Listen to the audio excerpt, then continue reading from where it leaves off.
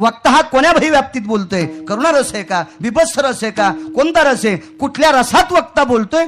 त्या रसामध्ये जर प्रमाण म्हणलं तर त्याचं नाव भजन्या, आणि त्या रसात जर प्रमाण नाही म्हणलं तर तो तमासगीर. विठाला विठाला. कारण गिरगावकर म्हणतो नाही ऐकायचं नाही बरं का. मी म्हणलेलं माझी बायको सुद्धा मानायची नाही. ती म्हणेल तुम्ही बारगाळ्यासारखं बोलायले, तुमच्या गोळ्या उडाल्या का काय, अशी माझी बायको सुद्धा म्हणेल. असं हसू नका, अशी म्हणणार नाही माझी, कारण तिला माहिती हे शहाणे म्हणून. पण पुरावा मोठ्यांचा सांगतो. निळा म्हणे नवरस देख, निळा म्हणे नवरस देख, जानती गायक चतुर्थी. निळोबाराय सांगतात नवरसाची सिद्धता ज्याच्या अंतकरणात आहे त्याला चतुर गायक म्हणायचं. याच्या व्यतिरिक्त आगळा असेल तर गायन कोणाला बी येते. ह्या बी गाया लागल्यात, बेलवा ह्या गेले ग बाय बाय तिकडच घसरून मेले. श्रावण महिन्यात गाजा धुमाकूळ असतो यायचा बी लय गाणे असतात, लय लय लय लय लय खूप खूप खूप खूप खूप गाणे असतात. आणि एकदा असंच कीर्तन झालं माझं, जागराचं कीर्तन. आज मला अगोदर जेवायला जमत नाही आणि दुसऱ्या दिवशी काही एकादश नाही काय नाही, कचून जेवायचं होते. म्हणजे दूध आणि भाकरी करतो म्हणलं चांगली गोष्ट आहे. एका माणसाच्या बैठकीत गेलो, दूध भाकरी कचून खायचं. घरची गाय होती, मी बारक्या म्हशीला ते झाडाला मसड बांधितच नाही. घरी गेलो, त्या मस्त दूध गीत तापलेलं होतं, अगदी अगदी मस्त 2 भाकरी 5 ज्वारीच्या आल्यान तितक्यात म्हणले आता तिकडे जागर सुरू झाला. झाला जागर सुरू. पार्वती महादेव संन्यासीन कसा झाला गणपती. ती दुधन पोळी तर बाबा तोंडातूनच उरफाटी बाहेर आली. अरे बापरे, हे कोण्या गाथ्यातला अभंग असेल मला तेच कळलं. काय म्हणतील काही मिळच नाही हो. अहो काल्याच्या कीर्तनात एक जणांना प्रमाण द्यावा. गवळणीच्या घरी भगवान श्रीकृष्ण परमात्मा गेले बरं का. काय त्या ठिकाणी मस्त सुंदर वातावरण होतं. काय ती गोपी प्रसन्न झाली बरं का. काय देवाला आनंद वाटला. आज गोपीची भेट होती. काय गोपीला आनंद वाटला. आज भगवंताची भेट झाली. पण काय सांगायचं, भगवान ज्या ठिकाणी गेले त्या ठिकाणी मात्र गोपी नव्हती बरं का. लगेच प्रमाण म्हणलं गवळणीच्या घरी गेलो, गवळण नव्हती घरी. तू फोन करून काऊन नाही गेला नव्हता का तुझ्या गोपीकडे फोन. किती विचित्रपणा, किती किती किती विचित्र. काय म्हणावं त्याचा मेळ नाही काही काही. अहो इतकं मोठं सुंदर गाथ्यातलं काव्य सोडून, इतकं मोठं सुंदर शास्त्रातलं सोडून, इतके मोठे शास्त्रातले श्लोक सोडून बास्कळ सांगायला सुरुवात केली. बास्कळ सांगायचं स्टेज नाही. वाक्य नीट ऐका, हे स्टेज बास्कळ सांगायचं नाही. बास्कळ लोक कुंटालानं बाहेर करायला लागले तर कीर्तनात बास्कळ करून त्याला पुन्हा जागा करू नका. विठाला विठाला.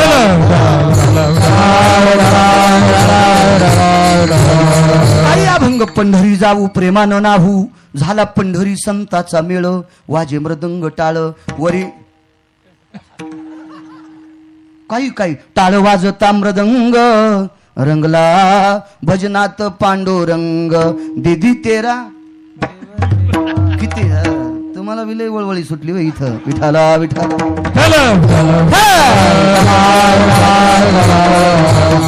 ही बास्कळता नसावी, ही बास्कळता अद्याप्त नसावी, अद्याप्त नसावी. चला एक ₹100 सोंग घेऊन आलं. हेच चाललं होतं ना. गळ्यात सुंदर शमाल येत, अंगावर कपडे वगैरे आहेत आणि भिक्षा मागितली. भिक्षां देहि मा. त्याचे कपडे, त्याचे अलंकार, त्याचं भूषण, त्याचं सगळं वैभव पाहिल्याच्या नंतर समोरच्या माणसाला दया आली. वा वा वा काय महाराज आहे. आणि त्यानं ₹100 देऊन टाकले. ते ₹100 घेतले आणि जाताना ₹74 पेली. 74लाच येते का. मी काय अजून घेतली नाही. एका माणसानं महाराज समजून बाबा ₹100 दिले आणि त्यानं ₹74 पेली आणि घरी जाऊन बायकोला मारलं. पाप कोणाला, ज्यानं पैसे दिलेत त्याला. ये मद्यपिपास अभिप्राप्ती है साधवे दर्शयामे अर्थात दातृतो ततः यत् अनिष्ट भव कारणे हितेषु क्रियज्जना यति पापाभव संभवः. हे काय गांजा कसं थोडत लिहिले.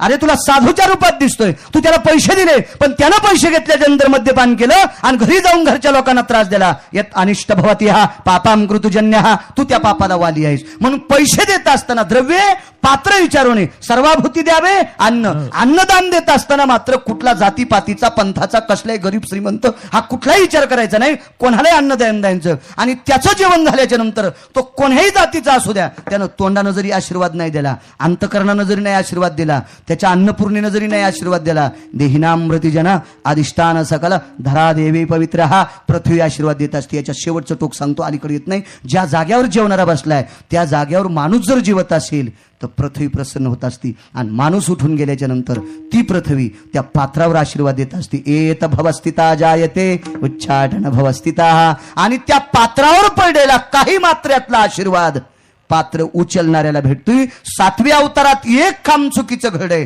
ते पुन्हा एखाद्या कीर्तनात सांगेल कोणतं चुकीचं घडलंय. कारण शहाण्या डॉक्टरनं सगळ्या गोळ्या एका चक्रात दिल्या नाही पाहिजे. दवाखानाही कॉल लागतो. विठाला विठाला. आणि पुरावा लहान असताना भगवान प्रभू रामचंद्राची चूक काढायची, गिरगाव करायची काय टप्पर आहे का नाही? आहे का नाही? जर गिरगावकरानं चुकीनं जर भगवान परमात्म्याची चूक काढली असती तर कालच्या 4 तारखेला पुन्हा वापस नसतो आलो, वरी गेलो असतो. आहे का नाही? विठाला विठाला विठाला. या चुकीच्या प्रायश्चित्तातून मुक्त होण्यासाठी पात्र उचलणं गरजेचं होतं. त्या पात्रावरला आशीर्वाद जगाच्या मालकाला मिळत होता. त्या आशीर्वादानं भगवंत एका चुकीतून मुक्त झाले. म्हणून तो उचिष्टे काढी धर्माधारी उचिष्ट काढी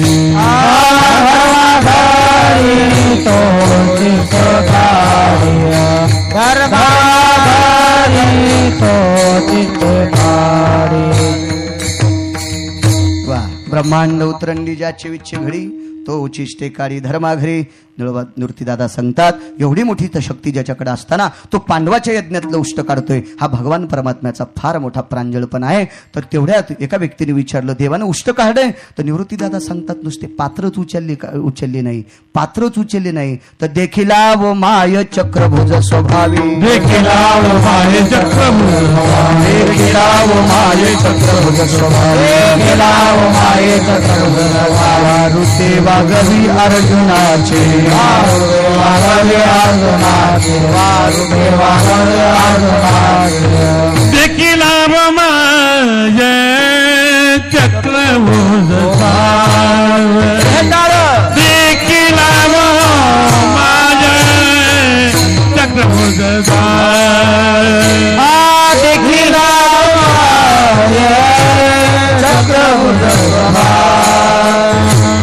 देखिला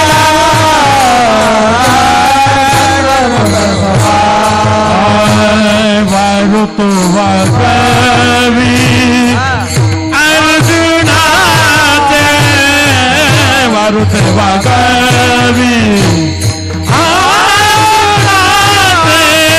देखिला व माय चक्रभुज स्वभावी, देखिला व माय चक्रभुज स्वभावी.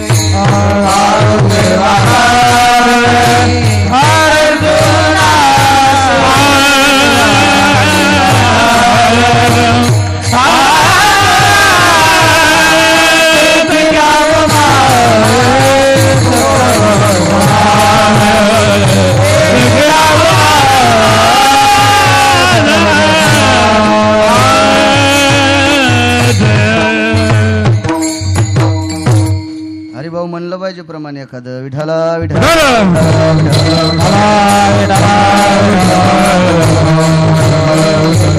देखिला व माये चक्रभुज स्वभावी वारुते वागवी अर्जुनाचे. दुसऱ्या कडव्यात पाहू आपण जगाच्या मालकाच्या हातात सुदर्शने. त्याच्या सुदर्शनाला जर आज्ञा दिली बाबा आणि सांगितलं हा प्रांत शिल्लक ठेवायचा नाही तर त्या प्रांतात गवताची पात सुद्धा शिल्लक ठेवत नाही तर झाडाची माणसाची काय कथा. ही ज्याच्या सुदर्शनात ताकद आहे आणि एवढं मोठं सुदर्शनधारी तो वारुते वागवी अर्जुनाचे. सिद्धांत त्याचा असा आहे की एका व्यक्तीने प्रश्न केला देवानं घोडे का धुवावे? देवानं पांडवाच्या घरी स्वतःची बहीण दिली ती, याच्याकरता नांगर हाणावा, आऊत हाणावा, गाई वळावा, गाई सांभाळावा, गाई धुवावा, वासरं धुवावे, धारा काढाव्या, दूध इकावे, त्यांच्याकडे दही दुप्त करून द्यावं, हे काम करायला देवानं घोडे कशा करता धुतले? एका महाराजाला विचारलं का हो देवानं अर्जुनाच्या घरचे घोडे कशा करता धुतले? काय सांगायचं महाराज, तुम्ही उद्या माझ्या भागवतात या. गेलो मी काला लवकर केलं आणि त्याच्या भागवतात गेलो, लागलीच बसलो. ऐका महाराज, देवानं घोडे कशा करता सांभाळे? काय त्या अर्जुनाला युद्धाचा नाद होता बरं का, आणि युद्ध करण्यासाठी रथ असतो बरं का, त्या रथासाठी घोडे असतात बरं का, आणि मग ते घोडे चपळ असावे, घोडे म्हणले त्या ठिकाणी जावा आणि मग अर्जुनाला जय प्राप्त व्हावा, याच्याकरता घोडे तयार असावा. म्हणून जगाच्या मालकानं अर्जुनाचे घोडे धुतले. वाचून सांगा जा रे माणसं मरतीन रे. असं काही सांगत असते तू, आगावपणा आहे नाही, मूर्खपणाचं डोके. पुरावाच हा माणसाला शास्त्र म्हणायला ते सांडावे, ते राज्य ही तृण मानावे. शास्त्रात जोपासते आपल्या संत वाङ्मयामध्ये महात्म्यांनी ऋषीमुनींनी हा संप्रदाय वेद प्रणिते, हा संप्रदाय ऋषी प्रणिते, हा संप्रदाय पुराण प्रणिते, हा संप्रदाय महंत प्रणित आहे. म्हणून याच्यात चुकीचं बासकळ बोलणं चुकीच्या गोष्टी आहेत. विठाला विठाला असतील मिळालेल्या वेळामध्ये 2-3 पुरावे मांडण्याचा प्रयत्न करतो, वेळेत कीर्तन सोडतो. रावण मारला गेला बाबा. रावण मारल्याच्या नंतर रावणाची लंका विभीषणाला देऊन टाकली. भगवान एका विमानामध्ये बसून अयोध्येला परत आले. त्या विमानाचं नाव होतं कामग नावाचं विमान. 14 विमानापैकी ते एक विमान होतं. 14 विमानापैकी ते एक विमान होतं. त्या विमानाचं नाव होतं कामग नावाचं विमान. त्या कामग विमानामध्ये प्रभू रामचंद्र बसले, परत आले. आणि परत आल्याच्या नंतर आनंदाचा सुस्कार सोहळा. अयोध्या आनंदी झाली. काय ते काय आनंद त्या अयोध्येत. किती लोकांना आनंद, किती कौशल्याला आनंद, किती सुमित्रेला आनंद. कैकेयीला सुद्धा आनंद झाला बरं का. नंतर तिच्याही लक्षात आलं आपण चुका केल्यात, पण उशिरा लक्षात आलं सगळं गेल्याच्या नंतर. आणि मग इतका आनंद. इकडं लंकेमध्ये बिभीषणाला आनंद, खूप आनंद. पण कैकेयीनं आनंदाच्या भरात प्रभू रामचंद्राचं एके दिवशी मन जिंकलं आणि प्रभू रामचंद्राला विचारलं, श्रीरामा, म्हणे सीता 6 महिने 27 दिवस अशोक वाटिकेत होती. सीता रावणाच्या अशोक वाटिकेमध्ये 6 महिने 27 दिवस होत्या. वारुते वागवी अर्जुनाचे घोडे जगाच्या मालकाने का धुतले, का सांभाळले, का पुसले, त्यांची चर्या का केली, त्यांना चारा वगैरे वैरणदाना का दिला, याचा पुरावा निवृत्तीदादांचा मी तुमच्यासमोर मांडतोय. रामा म्हणे 6 महिने 27 दिवस सीता अशोक वाटिकेत होती. जी. लंकेपासून अशोक वाटिका किती लांब होती? प्रभू रामचंद्राने विचारलं. ते अंतर मला मारुतीला विचारावं लागेल. आज हनुमान जयंती ना, मी हनुमंतरायाला विचारेन. लागलीच निरोप केला. मारुतीरायाने अंतर सांगितलं. आई साहेब, एवढं अशोक वाटिकेचं लंकेचं अंतर एवढं होतं. बरं, ठीक आहे. रावण कधी कधी तिथे गेलता? मारुतीरायाने सांगितलं ते विचारावं लागेल. पण ते मेला ना. आता त्याला विचारलं असतं तर ते मेला. विचारायचं कोणाला? नाही, ज्या सांभाळायला बायका होत्या त्यांना माहित असेल ना रावण सीतेकडे किती वेळ चालता. कारण हाडातून पापी होती कैकेयी. हाडातून कातड्यातून पापी असणाऱ्या माणसाला नीट करता येतं. मनानं पापी असणाऱ्या माणसाला नीट करता येतं. पण हाडातून पापी असणाऱ्या माणसाला संभाजी बाबा नीट करता येत नाही. हाडातून पापी. आणि कैकेयी हाडातून पापी होती. हाडातून. कारण कैकेयीवर जो दोष पडला होता ना बाबा, तिच्या आईचा पडला होता. कैकेयी ही अशोपती नावाच्या राजाची कन्या होती. अशोपती नावाचा राजा एकदा जेवायला बसला आणि जेवता त्याच्या ताटात मुंगी आली आणि मुंगीनं त्याच्या ताटातला भाताचा कण तोंडात धरला आणि ते भाताचा कण घेऊन ती मुंगी बाहेर गेली. बाहेर गेल्याच्या नंतर तिकून तिला एक मुंगी भेटली आणि त्या मुंगीने विचारलं, गावरान तुपात माखलेला भात आहे. आता राजा जेवायला म्हणले ते घासल्याटात खाईन का? तो राजा आहे ना, सार्वभौम राजा होता अशोपती राजा. अशोपती नावाचे राजे बरेच झाले बरं का, पण हा अशोपती वेगळा. राजा दशरथाचा सासरा हा अशोपती वेगळा. कारण नंतर कोणी म्हणे त्याच्याकरता आधीच वकालत करून टाकतोय. हे अशोपती जेवायला बसले, ज्याच्या ताटातला मुंगीचा भाताचा कण मुंगीनं घेऊन गेला. समोरून मुंगीने विचारलं, कुठून भात आणलास? बाहेर अशोपती इतिहा हे ना भक्तव्य अन्नपूर्णा असतदेवच्या. अशोपती नावाचे राजे बाजूला जेवायला लागलेत, त्यांच्या ताटातून भाताचा कण आणलाय. समोरून येणाऱ्या मुंगीने हे वाक्य मुंगीचं ऐकल्याबरोबर तिने विचारलं, लाज वाटत नाही तुला? एवढा मोठा राजा जेवायला जेवता त्याच्या ताटात प्रवेश केला. अगं त्यानं जेवून उठल्याच्या नंतर हजारो मुंग्या जगत्याल, इतकं ताटाला खरकट चिटकलेलं असतंय. मुंगीचं पोट असतंय किती, आणि तू राजा जेवत असताना त्याच्या पात्रात प्रवेश केलाय. तो सार्वभौम राजा होता, त्या राजाच्या पात्रातला भात उष्टा केला. तुला लाज वाटत नाही? एक मुंगी आपल्यावर किती प्रेम करते. या प्रेमानं राजा गदगदित झाला आणि राजा हसू लागला. तर राजा हसत असताना त्याच्या पत्नीनं प्रश्न केला, संभाजी बाबा की तुम्ही हसले काऊन? बाबाजी, पत्नीनं राजाला प्रश्न केला, तुम्ही हसले का? कैकेयी पापी का? याच्यावर मुद्दा. आणि मग सांगतो वारुते वागवी अर्जुनाचे, तुम्ही हसले का? त्यानं सांगितलं, मी सहज हसलो. सहज म्हणजे का हसले? तुम्ही कशा करता हसले मला तेच सांगा. आता मुद्दा आलाय बघा. मगाशी वर्णन केलं ना की कर्कश बायको असली की जिवंतपणी मसन वाटाय, जिवंतपणी. आणि बायको जर प्रांजळ असेल ना तर वनवासात पण स्वर्ग आहे बरं का.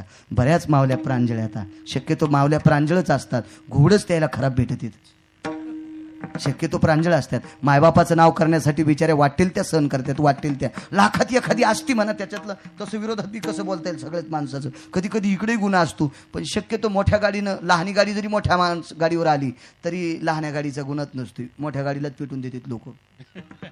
खरं तर मोटरसायकलवाला पिऊन बी त्याच्या अंगावर गेलं तरी त्या मोठ्या गाडीवरच केस केले जाते, त्याच्यावर करीतच नसते. म्हणजे कधी बी माणसालाच अपराधी ठरले जाते, बायकांना कोणी अपराधी म्हणतच नाही. मी तुम्हाला म्हणतोय अशातला भाग नाही, पण तुमच्यात पण अपराधीपणा असतो, कारण पुराणात पाहिलाय म्हणून तुमच्यात आहे. विठाला विठाला बाईनं सांगितलं, तुम्ही कशा करता हसलात मला ते सांगा. याला प्राण्याची भाषा कळत होती, मुंगीची, कीटकाची, पशु पक्ष्याची भाषा कळत होती. पण ती भाषा कळल्याच्या नंतर चतुर्कर्णी झाली की हा मरत होता. चतुर्कर्णी झाली की मरत होता. चतुर्कर्णी म्हणजे दुसऱ्याला सांगितलं की तो मरत होता. त्यानं सांगितलं मी ज्याच्यासाठी हसलोय ती गोष्ट जर तुला सांगितली तर मी मरणार. ती म्हणली 10 मारा पण मला सांगा. बाई किती खतरा असेल कल्पना करा. अशी भेटावं का कोणाला? कोणाला वैरायला पण नाही भेटावं इतकी खतरा बाई. आणि मग त्यानं सांगितलं ऐक माझ्या ताटातून मुंगी भाताचा कण घेऊन जात होती. समोर मुंगी गेली तिकून एक मुंगी आली. तिने विचारलं भात कुठून आणला? या मुंगीने सांगितलं अश्वपती राजा जेवतात त्यांच्या ताटातलं. तिने सांगितलं जेवायला लागलेत का? हो. मग जेवता जेवता त्यांच्या ताटात तू का गेलीस? एवढ्या मोठ्या राजाच्या पात्रातला भात मुंगीने कुठं उष्टा करावा? ती मुंगी सुद्धा माझ्यावर प्रेम करते याच्याकरता मी हसलो. आणि प्राण्याची मुंगीची भाषा कळालेली पत्नीला सांगितली. चतुर्कर्णी झाला आणि राजाचा मानाचा कळस पडला. राजा मृत्यू पावला. कल्पना करा ज्या बाईनं मालकाला प्रश्न विचारून मारलं तिच्या पोटी जन्माला आलेली कैकेयी म्हणून दशरथ राजा मारला. लेकरं अपवित्र कशामुळे जन्मतेत माहिती का? आईचं पाप असते. येती वात्सल्याभाव स्थिते पितृत्वाभाव स्थिता वंश पापा स्थिते नाना प्रकारचा इतिहास सांगितला. ते आपल्याला विचारायला वेळ नाही. विठाला विठाला हरातून कैकेयी पापी होती. हरातून कैकेयी पापी. हरातून असणाऱ्या कैकेयी पापीनं रामचंद्राला प्रश्न केला अरे तू किती वेळेस रावण आला तिथं? ते नाही सांगता येणार म्हणले. ज्या दाशा होत्या त्यांना विचारावं लागेल म्हणले. बरं ठीक आहे ते ठिकाण बघण्याची माझी इच्छा आहे. प्रभू रामचंद्रानं सांगितलं आहे कशाला जाता तिथं? ती लंका आपण आता बिभीषणाला देऊन टाकली. तिथला सुतळीचा तोडा सुद्धा आपल्याला घ्यायचा नाही. कैकेयीने सांगितलं अरे रामा मला सुद्धा तिथलं काय आणायचंय पण मला बघण्याची इच्छा आहे. मग आकाश मार्गाने जाणारी 2 घोडे होते. ते घोडे आकाश मार्गाने जात होते. आकाश मार्गाने रामायणामध्ये घोडे होते 6. एका ठिकाणी 8चा उल्लेख आलाय पण मला ती समोरचे 2 कोण्या पुराणात येत अजून सापडले नाही. आणि ज्याचा मला पुरावा सापडत नाही का ती मी कधीच बघ करत नाही. विठाला विठाला विठाला. आणि मग ते 6 घोडे त्याच्यापैकी 2 घोडे रथाला झोपले. त्या रथामध्ये कैकेयी बसली. घोडे हे अंतःकरण स्पर्शी होते. अंतःकरण स्पर्शी. एक जण म्हणला अंतःकरण स्पर्शी या शब्दाचा अर्थ काय? घोड्याच्या पाठीवर थाप टाकायची आणि त्याला सांगायचं लंकेत जायचं. घोडे तिथे नेत होते. घोडे तिथं नेत होते. बाबा एका विज्ञानवादी माणसाने मला प्रश्न केला महाराज जरा बहकवल्यासारखं बोलू जाऊ नका. घोड्याच्या कानात सांगितलं घोडे अयोध्येतून लंकेत कसे जातील? मी म्हणलं ते अंतःकरण स्पर्श होते त्यांना कळत होतं. असं कसं कळलं? मी म्हणलं तुला मला टाईम आहे एके दिवशी. त्या दिवशी कीर्तन रद्द झालेले. त्या दिवशी तू घरी तुला जीव घालून पुरावा देतो. त्याला घरी बोलिलं. घरी बोलल्याच्या नंतर सांगितलं घोडे मेले चेतन येत का जड येतं? ते म्हणलं चेतन येतं. मग चेतन घोडे किती पावरबाज असतात हे तुला नंतर सांगल. टीव्ही सजीव का निर्जीव? संभाजी भाऊ निर्जीव टीव्ही ना किती मोठी असू द्या भिताडा एवढी असू द्या बारकी असू द्या कोणती असू द्या ब्लॅक अँड व्हाईट असू द्या कोणती असू द्या टीव्ही निर्जीवत ना. सजीव कशी म्हणता येईल? निर्जीव वस्तू आहे. सजीव जर म्हणावं अशी अशी दाबल्यावर रडावून तिनं अशी अशी मुरगाळली तर रडती का? नाही. सजीव निर्जीव निर्जीव आहे. मग निर्जीव टीव्ही आहे. आता एक असा एका कंपनीनं टीव्ही काढलाय पापनं हल्ल्याबरोबर चॅनल बदलत आहे. पापनं हल्ल्या मी गांजा उडून नाही आलो बरं. माझ्या गोळ्या नाही उडाल्या. कालच्या अपघातात माझ्या डोक्याला मारत नव्हतं त्याच्यामुळे गोळ्या खायचं कामच नाही पडलं. चुरा झालती गाडी खूप. मी आणली होती गाडी चांगली यायच्यात पैशावर. त्यानं पुन्हा दिली कंपनीवाल्यानं मला दुसरी दिली जशाच तशी दिली ती त्याबद्दल काय दुमत नाही. पण डोळ्याचे पापण हल्ल्याबरोबर टीव्हीचं चॅनल बदलतोय. ते मला काय नावाची गोष्ट आहे? मग विज्ञान किती वरी गेलंय? त्याला म्हणलं पानछटा. अरे निर्जीव टीव्ही जर डोळ्याच्या पापनानं तिचं चॅनल बदलत असेल इतकं विज्ञान पुढे गेलंय तर त्या काळामधला दशरथ राजा सामान्य असेल का रे? ते काय गाढ हो सांभाळणारा थोडाच होता? त्याच्याकडचे घोडे कसे असतील? इथे चक्षुभ्वा स्थित मन भेगाश्चायते पवनाधिष्ठित भास्करो तेजकांती येते पवनाभोजा येते यांनी अश्ववेगा जे येते एवढे मोठे अश्वतत्वनिष्ठ होते. किती विज्ञान पुढे गेले. आता डोळ्याचं पापण हल्लं की चॅनल बदलते. मग त्या काळात दृष्टीची ताकद होती. एक जणांना मला असाच प्रश्न केला महाराज कासवीच्या पिल्या दृष्टीचे भोजन कासवाचे पिले खेळत खेळत येते थकले की आईच्या डोळ्यात बघते. आई त्यांच्या डोळ्याकडे बघितली की त्यांना दूध मिळते. म्हणजे आईनं नुसतं मुलाच्या डोळ्याकडे बघितलं की त्याच्या रेंजमधून दूध मिळते. हा पुरावा इथं लावायचा. जसं टीव्ही डोळ्याच्या पापनानं जर टीव्हीचं चॅनल बदलत असेल तर कासवीने पिल्याच्या डोळ्यात बघितल्याच्या नंतर का दूध मिळत नसेल? हा मोठा सिद्धांत. विठाला विठाला विठाला.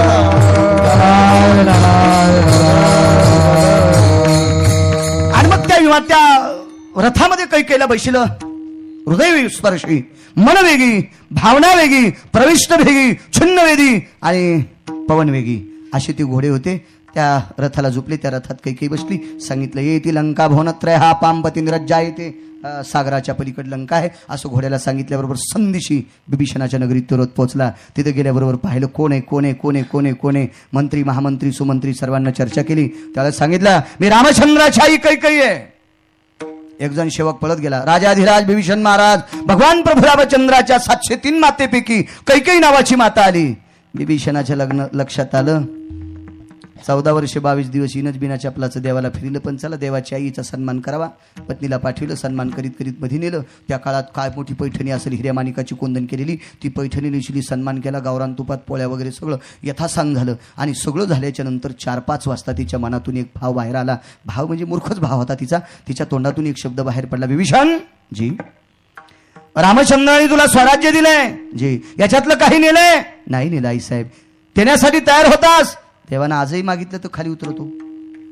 त्यांनीच दिलंय, मी त्यांना देण्यासाठी तयार आहे. आपण काही पाहिजे का आपल्याला? मी ते नेण्यासाठी आले नाही, पण एक ठिकाण बघायचं. काय बघायचं आई साहेब आपल्याला? जिथं राजा रावणानं 6 महिने 27 दिवस सीता ठेवली होती ते ठिकाण मला बघायचं. विभीषणानं सांगितलं आई साहेब ज्या दिवशी मी लंकेचा राजा झालो त्या दिवसपासून मी निर्णय केलाय जगाच्या माईला 6 महिने 27 दिवस माझ्या मोठ्या भावानं ज्या जागेवर त्रास दिलाय, जगाच्या माईला माझ्या मोठ्या भावानं ज्या जागेवर त्रास दिलाय ती जागा दुःखद आहे, ती जागा मला पुन्हा बघायची नाही असा मी निर्णय केलाय. किती विवेकी असेल विभीषण, किती विभीषण. ठीक आहे म्हणजे तुला यायचं नसेल एखाद्या नौकराला पाठव. मग विभीषणानं सर्व नौकरांची सभा लावली आणि सर्वांना सांगितलं या रथात बसून अशोक वाटिका बघण्यासाठी कोण जाणार? तर प्रत्येकानं मान खाली घातली. एकही बोलत नव्हता. विभीषणानं राजा या बळावर 10-5 नौकर जवळ बोलले, हे तुम्ही जा. ते म्हणले आताची आत्ता आमचा राजीनामा, पण दुःखद ठिकाण बघण्यासाठी आम्ही सुद्धा जाण्यासाठी तयार नाहीत. राक्षसाच्या ठिकाणी राक्षसच नौकर होते, पण एक सुद्धा ते ठिकाण बघण्यासाठी तयार नव्हतं. पण कैकेयीला बघा वाटत होतं. त्या अर्थी कैकेयी हलकट किती असेल कल्पना करा. आणि मग विभीषणानं सांगितलं आई साहेब मी तिथे येऊ शकत नाही. तुम्ही लंका परत घेतली तरी देण्यासाठी तयार आहे, पण ते ठिकाण मी बघू शकत नाही. नौकर माझी नोकरी सोडण्यासाठी तयार आहेत, ते उपाशी मरतील पण ते ठिकाण बघू शकत नाही. तिनं सांगितलं ते बघितल्याशिवाय मला आनंद नाही. मग गोपुरावर चला, गोपुरावर मी ठिकाण दाखवतो. अशोक वाटिका ती आहे आणि तिथलं तुम्हाला मुद्दा सांगतो. त्या ठिकाणी गेल्याच्या नंतर असं एक झाड आहे, ते झाड गगनचुंबित आहे, वृक्ष फार उंच आहे, त्याच्या विस्तीर्ण छाया आहे, फार मोठ्या शाखा आहेत, फार मोठी सावली आहे. पण त्या झाडाखाली गवताचं तृण येत नाही. त्या जागेवर सीता बसलेल्या होत्या असं समजून घ्या आणि जा तुम्ही बघून या. मग त्या मनाच्या वेगाने ते घोडे तिथं पोहोचले. तिथं रथ ते खाली उतरला. खाली उतरल्याच्या नंतर पाहिलं तर सर्व झाडाखाली गवत आहे, पण एका झाडाखाली गवत नाही. वारुते वागवी अर्जुनाचे, का घोडे अर्जुनाचे जगाच्या मालकानं सांभाळले याचा पुरावा. आणि मग तिथं उतरल्याच्या नंतर तिनं पाहिलं सर्व झाडाखाली गवती, पण या झाडाखाली गवत नाही. आणि ती त्या झाडाखाली गेली. त्या तरुला विचारत होती, तरुया भवती अशोका स्थितीशो, हे तरू हे अशोका सर्व झाडाखाली त्याच्या छायेखाली गवत आहे आणि तुझ्याच छायेखाली का नाही? त्यावेळेला ते अशोक बोलत नव्हता. अशोक म्हणजे झाड होतं ते. तिने पुनश्च प्रश्न केला, हे अशोका नाही वा त्रिवार भेदिती अशोका नाही चतुर्वारा पंचाभय षष्टी षष्टी एकादशा त्रयोदश गुणत्रया पक्षायतन भेदी म्हणजे पक्षायतन म्हणजे 15 वेळेस विचारलं तरी पण झाड बोलत नव्हतं. बाजूला सांगण्यासाठी कोणी नव्हतं. त्यावेळेला ती जवळ गेली आणि त्या झाडाला हात लावला. ममा स्वाभवेत्या देवभीतेशी क्रिया अनुसंगा वात्सल्य भवा, मी रामाची कुठल्या का नात्यानं आई आहे आणि तुला रामचंद्राची शपथ आहे, तुझ्या खाली तृण का येत नाही अशी शपथ घातल्याच्या नंतर अशोकाचं झाड रडत होतं. रडत असताना त्याच्या बुंध्यातून पाणी पाझरत होतं, त्याच्या शाखातून पाणी पाझरत होतं, पानाच्या देठातून पाणी पाझरत होतं. आणि तिने पुनश्च दुसरा हात लावल्याच्या नंतर बुंध्यातून आवाज आला, कोमल आवाज, हे कैकेयी माते सर्व झाडाखाली गवताचे तृण धरतात, पण या झाडाखाली गवत तृण धरत नाही. याचं कारण एकच आहे, 6 महिने 27 दिवस जगाची माय राम या नावानं राम नामाचा स्वीकार करत उच्चार करत करत करत करत करत करत सारखं रुदन केलं. ही जागा एवढी दुःखित झाली की या ठिकाणची जागा तृणसुद्धा धरत नाही. हा प्रकार अशोक नावाचा वृक्ष कैकेयीला सांगत असताना, कैकेयीनं ऐकत असताना तिच्या डोळ्याला तिळमात्र पाणी नाही. पण ह्या 2 घोड्यानं हा संवाद ज्या वेळेला ऐकला त्यावेळेला दोन्ही घोड्यानं प्राण सोडून दिला. त्या दोन्ही घोड्यानं प्राण सोडून दिला. ह्या 6 घोड्यापैकी कार्तवीर्य कार्तभाम नावाचे घोडे होते का. आणि पुढचे जर पाहिले मणिपुष्पक मणिदंत मणिप्रिया आणि मणिभानू हे पुढचे द्वापार युगात पुढे यांच्या नंतरचे नावं. पण आता कार्तवीर्य आणि कार्तभाम आणि ह्या घोड्याने प्राण सोडा. आता कैकेयीला जाण्यासाठी पंचायत. मग पुनश्च लक्षात आलं विभीषणाच्या, कैकेयी सागरात तरत पडला नसेल तो, पण प्रभू रामचंद्रानं पाठवलेलं तर असं नाही. प्रभू रामचंद्र असं करू शकणार नाहीत. त्या घोडे फार तत्वनिष्ठ असते. मग एक नाना प्रकारचा योग करून एक विमान पाठवलं. त्या विमानाचं नाव होतं प्रभदत्त नावाचं विमान. हे मनोवेगी विमान होतं. ते लागलीच तिथं. आता एक नवीन गाडी आली म्हणे बिना ड्रायव्हरची चलती. एक नवीन गाडी आली म्हणे बिना ड्रायव्हरची चलती. आता ती घ्यापुरती आपल्याकडे पैसे नाहीत, नाही तर मी ती घेतली असती. पैसे आले होते घेणारच आहे. विठाला विठाला कल्पना करा, माणसानं निर्माण केलेली पांचट गाडी जर बिना ड्रायव्हरची चलती तर त्या काळातलं प्रभदत्त नावाचं विमान बिना ड्रायव्हरचं का चलत नसावं? प्रभदत्त नावाचं विमान, प्रभदत्त, ज्या विमानाला विधवेचा पाय लागला की विमान जळून जातंय, एवढं मोठं टोकाचं विमान असेल ते विमान पाठिलं आणि कैकेयीला घेऊन आले. मग विचारला, आई साहेब रथाची काय परिस्थिती? घोड्याने प्राण सोडा. का प्राण सोडा? सीतेची व्याकुळता भूमी बघितली, सीतेची दुःखद भूमी बघितली, सीतेची त्रासाची भूमी बघितली, सीतेनं आतूट केलेला शोक भूमी बघितली. तिथं गवत सुद्धा तृण, ती जागा सुद्धा तृण धरीत नाही. ही अवस्था ऐकल्याबरोबर घोड्याने प्राण सोडा. लागलीच जगाच्या मालकाला हा संदेश मिळाला. विटेवरच्या मालकानं कामग नावाच्या विमानात संदेश पाठीला, त्या घोड्यांची समाधी करा. घोड्याची समाधी केली तिथं अशोक वाटिकेमध्ये. समाधी केल्याच्या नंतर तिचा उत्सव सुंदरसा झाला. तरी घोड्याला समाधान स्थितीत किती येईल हे भगवंताने विचार केला. समाधी डुलते का? समाधी हलते का? समाधी पाझरते का? विभीषणानं सांगितलं नाही. भगवान प्रभू रामचंद्राच्या स्पर्शाची चाहुलीची गरज होती. अयोध्येतून कुंड पाण्याचा पाठीला, तो कुंड त्याच्यावर टाकल्याच्या नंतर समाधीतून अश्वांचा आवाज आला.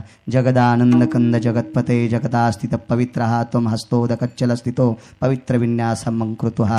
हेच वाक्य विभीषणानं जशाला तसं संस्कृतमध्ये लिहून त्याच विमानामध्ये परत अयोध्येला पाठिलं. जगाच्या मालकानं सांगितलं, सीते तू जिथं शोक केलास ते ठिकाण बघितल्याच्या नंतर घोड्यानं प्राण सोडाय, पण घोड्याला आपल्या स्पर्शाची अत्यंत गरजेचे. मी तिथं जाऊ शकत नाही, लोकांचा गैरसमज होईल. आता श्रद्धेने आपण लंका दिली, सुतळीचा तोडा घेतला नाही आणि पुन्हा लोकांचा गैरसमज होईल. प्रभू रामचंद्र गेले त्या अर्थी विभीषणाकडून गठोडं बांधून आणलंय, याच्याकरता मला नकोय. मग आशीर्वादाची स्थितभूमी सोडली. हे अश्वांनो, अरे सीतेला त्रास दिलेली भूमी पाहिल्याच्या नंतर तुम्ही त्यागाच्या उद्दिष्टी उतरावा आणि प्राण सोडावा. इतका आमच्या कुळाविषयी तुम्हाला स्वाभिमान आहे, सार्थ स्वाभिमान आहे. फार आमच्या कुळाविषयी गर्व आहे, फार आमच्या कुळाविषयी आत्महित आहे आणि तुम्ही प्राण सोडता. इतकं तुमचं त्यागाचं प्रतीक आहे. तुम्ही दोघं मणिपुष्पक आणि मणिदंत या नावानं द्वापार युगामध्ये अर्जुनाच्या दारात जन्माला येतात. मी पुढे द्वापार युगामध्ये सुंदरस द्वारकेचं राज्य करीन आणि तुम्ही मागच्या अवतारात आमच्यावर केलेले उपकार आता तुम्ही फेडू शकत नाही. रामावतारात असं वाल्मिकानं लिहिलं नाही आणि वाल्मिकानं जी लिहिलं नाही त्याच्या विरुद्ध मला जाता येत नाही. म्हणून आता तुम्ही आमच्यावर एवढे उपकार केले, हे उपकार तुमचे फेडण्याची माझ्यामध्ये कुवत नाही. असली कुवत तरी वाल्मिकाच्या विरोधात जाता येत नाही. मणिपुष्पक आणि मणिदंत या नावानं तुम्ही जन्माला या. मागच्या युगात काळात केलेले उपकार फेडण्यासाठी मी तुमचे घोडे, तुम्ही तुमची सेवा करीन. वारुते वागवी अर्जुनाचे, वारुते वागवी अर्जुनाचे, वारुते वागवी अर्जुनाचे. देखिलाव माय चक्रभुज स्वभाव, देखिलाव माय चक्रभुज स्वभाव, देखिलाव माय चक्रभुज स्वभाव, देखिलाव माय चक्रभुज स्वभाव. वारुते वागवी अर्जुनाचे, वारुते वागवी अर्जुनाचे. एके दिवशी भगवान सूर्यनारायण, आता 10 मिनिटं शिल्लक आहेत फक्त. एके दिवशी भगवान सूर्यनारायण अयोध्येत आणायचं ठरलं. एका साधूनं सांगितलं, सूर्यवंश नाव तुमचं आहे, आतापर्यंत सूर्य आला नाही, सूर्याला घेऊन या. त्यावेळेला एका साधूच्या कृपेने सूर्यनारायण अयोध्येत येण्यासाठी तयार झाले. पण सूर्य नटले, मला रथ पाहिजे. सूर्याचा रथ पृथ्वीवर चालत नाही, चाक एक आहे, घोडे 4 आहेत. सूर्याच्या रथाला जे घोडे आहेत त्यांना शामकर्ण म्हणतात. सूर्याच्या रथाचा सारथी त्याला अरुण म्हणतात. एक जगाच्या मालकाला पाठीवर घेतो, एकाचं नाव गरुड. विंतीला 2 पुत्र, अरुण आणि गरुड. बाकीचे किती पुत्र होते सोडून द्या, पण मुख्य अरुण आणि गरुड. एकानं सूर्याचं सारथ्य केलं म्हणून अरुणोदय प्रकाश झाला. सूर्योदय प्रकाश झाला म्हणत नाहीत. घंटा गजरग रजिन्नला अरुण उठा, अरुणोदय प्रकाश झाला. हा आपण सकाळी काकड्यात अभंग ऐकतो. म्हणून हा अरुण सारथी, त्या अरुणाला पृथ्वी तलावर रथ आणता येत नाही, हा सिद्धांत आहे. मग आता रथ आणण्यासाठी पाठीला 56 कोटी घोडे सुंदरसे होते. 56 कोटी घोडे होते, फार सुंदर. या सर्व घोड्यांना तबेलेवाल्यांनी सांगितलं, चला अश्वांना उठा, भगवान सूर्यनारायण आणायला जायचंय. त्याला सर्व घोडे पटापट खाली बसले. सूर्याला आणायला जायचं त्यावेळी ते आपण जळून जाऊ, घोडे खाली बसले. आता पलीकड 6 घोडे होते, त्याच्यातल्या 2 घोड्याला झुंपलं आणि यांच्यापासूनच न्यायचं होतं. पलीकडून तर भिंत पाडू शकत नाहीत. या घोड्यापासून चालल्या, हे बसलेले घोडे सर्वांनी विचारलं, का रे कुठे जायचंय? सूर्यनारायण आणायला जायचं. वेगळंच सांगतोय. तर बाकीच्या घोड्यांनी त्यांना विचारलं, का रे सूर्यनारायण आणायचं आहे म्हणजे एखादा काय पुढारी गिडारी थोडाच आणायचा आहे. सूर्यनारायणाच्या जवळ गेल्याच्या नंतर जळून जाताना ते इतका वर येतं, शेंडीतला घामफुटात यायलाय, तुम्ही जवळ गेल्यावर कोळसा होईल. ते म्हणले, एक काम करा, सूर्य आम्ही जरी नाही आणला तर सूर्य अयोध्येत येणार आहे आणि सूर्य अयोध्येत आल्यावर तुम्ही सुद्धा जळणार आहेत. त्याच्यापेक्षा आणायला गेलेले जर जळाले तर ग्रंथात येतील.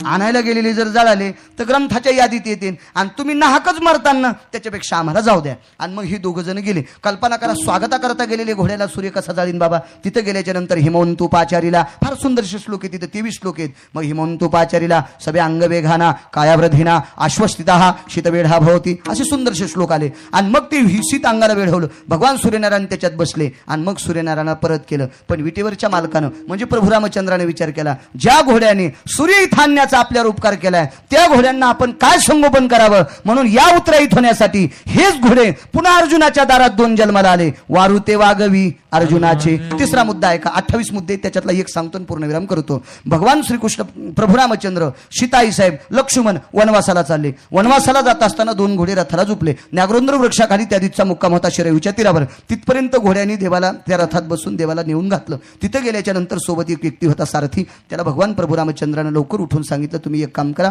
लक्ष्मणजी आणि सीताई साहेब उठायच्या अगोदर पटकन घेऊन जा. आता लक्ष्मण झोपलेत नाही तर उठायचा काय प्रश्न आहे. 14 वर्षे 22 दिवस लक्ष्मण झोपले नाही, पाणी पिलं नाही, अन्न खाल्लं नाही, काहीच नाही. ते जागेला जागेत झाडाच्या पलीकडून होते. सीताई साहेबांकडे बघत त्यांचं संरक्षण करीत. तेवढ्या अवकाशात प्रभू रामचंद्र सारथ्याकडे आले आणि सांगितलं, परत जा, आमच्या बाबाला सांगा आईची हत्या करू नका, स्त्री हत्येचं पातक फार मोठं आहे. हे संगोपन केलं आणि निघाले. पण जात असताना त्या माणसाला जावं वाटत नव्हतं त्या सारथ्याला. त्या सारथ्यानं सांगितलं, भगवान मी जर रिकामारत परत घेऊन गेलो तर अयोध्येतले लोक मला दगड मारतील, मला काळमुख्या म्हणतील, तू देवाला वनात सोडून आला आणि तू रिकामं थुत्तर घेऊन इकडे आलास म्हणून मी जात नाही. भगवंतानं सांगितलं, सेवके करावे सांगितले काम, मी जगाचा मालक आहे असं तुम्ही मला मानतात ना, माझा आदेश आहे, नात्यानं तुम्हाला आदेश आहे, तुम्ही परत जा. त्या रथामध्ये ती व्यक्ती बसली. घोड्याचा बागडोर ढिला केला. तो रथ अयोध्येकडे ढाळे जात होता. पण त्या व्यक्तीने प्रभू रामचंद्राकडे तोंड केलं आणि रथाकडे पाठ केली, अयोध्येकडे पाठ. आणि दिशेनाशी जोपर्यंत प्रभू रामचंद्र होते तोपर्यंत बघत होते. पुन्हा इकडे तोंड केलं आणि घोडे हाकत होते. घोडे हाकत असताना दिवस उन्हाळ्याचे होते. सर्वत्र भूमी वाळलेली होती, पण रथाच्या चाकाला चिखलाची छिट्टी लागत होती. कल्पना केली या व्यक्तीनं, पुढेही वाळली माती, आजूबाजूला वाळली माती आहे, पण रथाच्या चाकाला ओलसर छिट्टे कशा करता लागले. बागदोर आखाडा खाली उतरले. तेवढ्या अवकाशात पाहिलं, पुढे नाही फक्त पाठीमागे. ते का पडत होतं? घोड्याच्या डोळ्यातलं पाणी पडत होतं. घोड्याच्या डोळ्यातलं पाणी पडून एक थेंब पडला की एका थेंबा इतका चिखल व्हायचा आणि तोच चाकाला चिटकायचा. म्हणजे ते वनात सोडल्याच्या नंतर घोड्याला सुद्धा रडू येत होतं. चला पुढचा प्रकार आहे का. अयोध्येत ऐकल्याच्या नंतर घोडे तबेल्यात सोडे. सर्व घोडे चारा खात होते, दाना खात होते. पण ज्या घोड्यानं प्रभू रामचंद्राला वनात सोडत ते घोडे चारा खात नव्हते. बऱ्याच लोकांचं असं मत आहे. भगवान प्रभू रामचंद्राच्या सोबत लक्ष्मण गेले. काय सांगायचं बरं का, लक्ष्मणाने काय रामाची सेवा केली. आणि सर्व रामायणामध्ये 14 वर्ष 22 दिवस एकटाच लक्ष्मण उपाशी होता. येडेवाणी सांगू नकोस रे, असं करू नकोस. कारण एसटीचा ड्रायव्हर जर चुकला तर 55 मरतेत, जीपचा चुकला तर 10 मरतेत, मोटरसायकलचा चुकला तर 2 किंवा 3 मरतेत, रेल्वेचा चुकला तर हजारो मरतेत, वक्ता चुकला तर कोटी मरतेत. विठाला विठाला.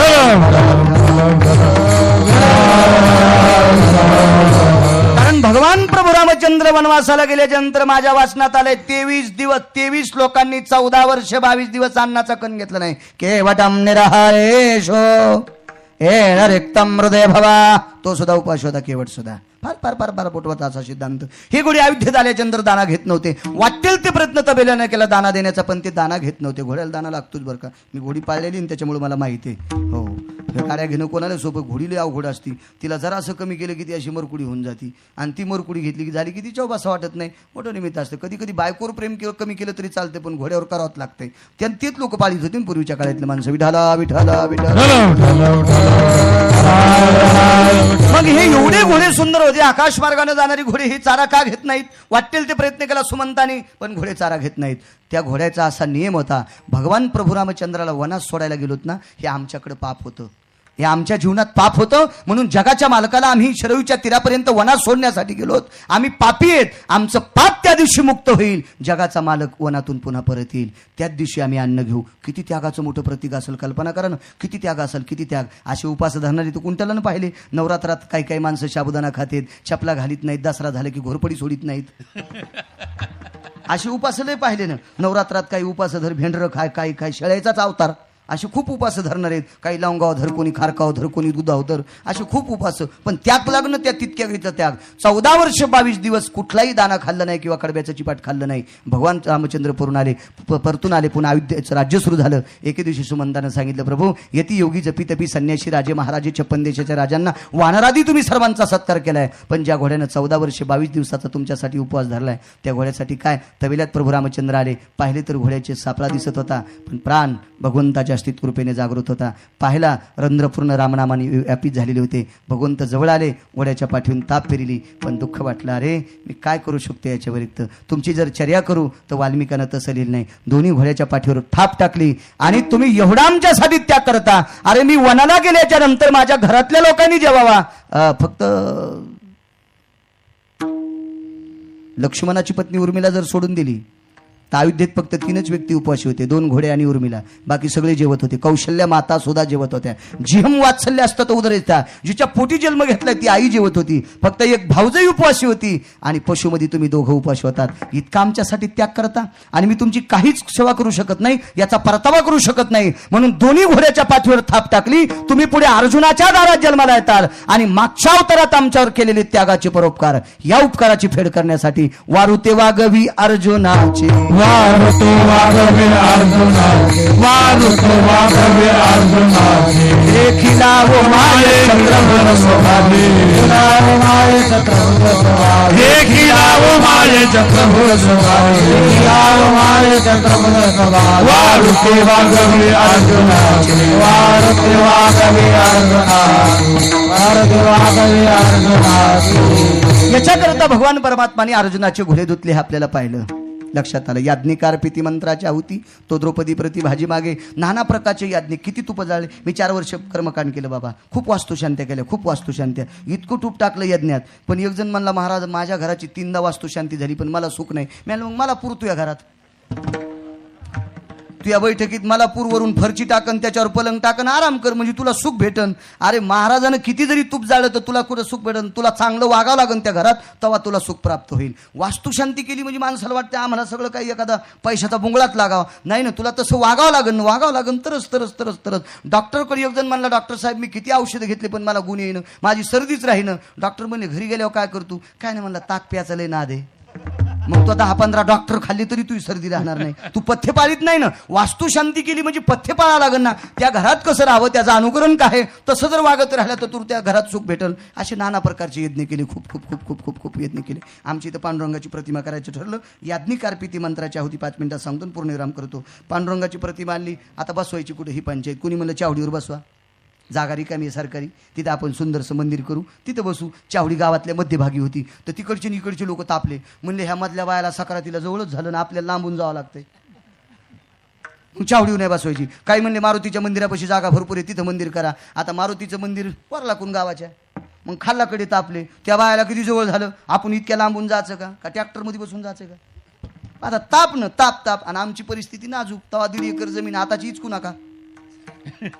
काय चलत तिथं? मग म्हणले खाली इकडे बसवा, खाल्लाकडे नाही म्हणले, इकडचे तापले. मग शेवटी एक महाराज होते, त्या महाराजांनी सांगितलं आता मंदिरातच बसवा, दुसरं करू नका, काय नका. मंदिरात बसवायची ठरली. मिटिंग घेतली. गावातले लोक म्हणले काय लागते बाळू? आता लहान होतो त्यावेळेला मी म्हणलं काय नाही, याला 10-11 ब्राह्मण लागतील, पूजापाठ वगैरे. ब्राह्मण काय घेतील? म्हणलं दक्षिणा तर घेतेनच ना. किती द्यावं लागन? म्हणलं आता त्याला द्यावंच लागन, एवढी दक्षिणा द्यावं लागन. पूजेला काय काय लागतंय? आता मला माहित होतं 2-4 दिवस आपल्याला कुठं जाता येत नाही, आपले धकून घ्या. मी सांगितलं 11 किलो खारका, 11 किलो सुपाऱ्या, 11 किलो बदाम, 11 किलो खडी साखर, खुदडी छटाक. नाही म्हणजे काय करायचं ते कोण लावायला घरी? कारण ज्याचं कामच नाही ते जास्त कशाला सांगायचं आहे का नाही? म्हणलं कुंकुदीडच छटाक बस झालं. हा 50 पिस असं सविस्तर पूर्ण सांगितलं. तांदूळ 23 किलो असं पद्धतशीर सांगितलं. यादी झाली 50,000ची. गावातले म्हणले मग तू बी गावातला छेस ना? हो. मग हे करतोस ना तू? म्हणलं हो. मग इतकं तू आणलं तर काय होतंय? अरे बापरे, म्हणलं आगाव कुठं झालं. आता मला आणायला सांगितलं म्हणलं मी 1.5 छटाकच सांगितलं असतं ना. कारण आमच्या हातात सांगल, ब्राह्मण सांगल ती दिशा, नावी ठेवली तिथं मिशा. आमच्याच हातात असतो. एका सुपारीवर अभिषेक करायचा का 15 सुपारीवर, हे आमच्याच हातावर असते. सगळं आमच्या हातात. सत्यनारायणाला गेलो मी एके दिवशी, चांगल्या माणसात सत्यनारायण होता. मी तुम्हाला आधीच सांगितलं मी कोरडवाच्या नादी लागत नाही. सत्यनारायण चांगला होता, मस्त असा सुंदर जेवाय गिवायला झालं. सुपारीत पानपुड्या ती संपली. म्हणलं घ्या वरुणाची. आता पूजा झाल्या वरुणावरली सुपारी घ्यायला काय हरकत आहे? जोहरक वरुणाची पूजा आहे तोरक गणपती सुपारी गणपती टेकून पूजा. कारण तो आगणमध्ये गवामहेम गवप्रिया शुद्धोदक स्नानम उष्णोदकम शीतोदकम काय घृत स्नानम वगैरे दधी स्नानम शर्करा स्नान सगळं त्या सुपारीवर गणपतीची सगळी पूजा केली. आणि पूजा आटपल्याच्यानंतर जेवण झाल्यावर ती सुपारी लगेच आडकी त्यात आली. आमच्या हातात आहे ना. पण तुम्हाला नाही कापता येतो. अरे बापरे, गणपतीची सुपारी कशी कापाव? आम्ही सांगावं ती दिशा सगळं. आता मलाच जर हे सामान आणायचं होतं तर मी 2-2, 3-3 छटाकाव किलोवर भागीला असतं ना. काय करा, आगाव काम झालं. पण आणलं मी. आमचं सामान बी वेगळंच असते. तुम्ही जे खाता ते खोबरं एकीकून काळं आणि एकूण ढवळं असते. पूजाचं दोन्ही कुण काळं असते. पूजाचं खोबरं दोन्ही कुण काळं. तुम्ही हे खाते ते राजापुरी असते. पूजेचं दोन्ही कुण काळं. तुम्ही खातात त्या खारका अशा बातकावानी असतात. आणि आमच्या पूजेची खारीक सांगू का, म्हशीला फेकून हाली तर टावका निघतो. इतकी खारीक. एक म्हातारी आली आमच्या इथे, म्हणले माय बाळू महाराज घरीच आहेत का हो? ती म्हणली माझ्या घरीच असन ते पुढे जाईन आज कीर्तन नाही उन्हा तानाचं घरीच मरत असन. आता बाई गावातली बाई होती ती मधात आल्याबरोबर लगेच पाय पडीन 50 रुपये दिले. आता ती गण मला बाळ्या म्हणली पण आता कुठं 50 विरोधात जातील ना. मी काय नाही म्हणलं बाळ्या म्हण नाही तर मेला म्हण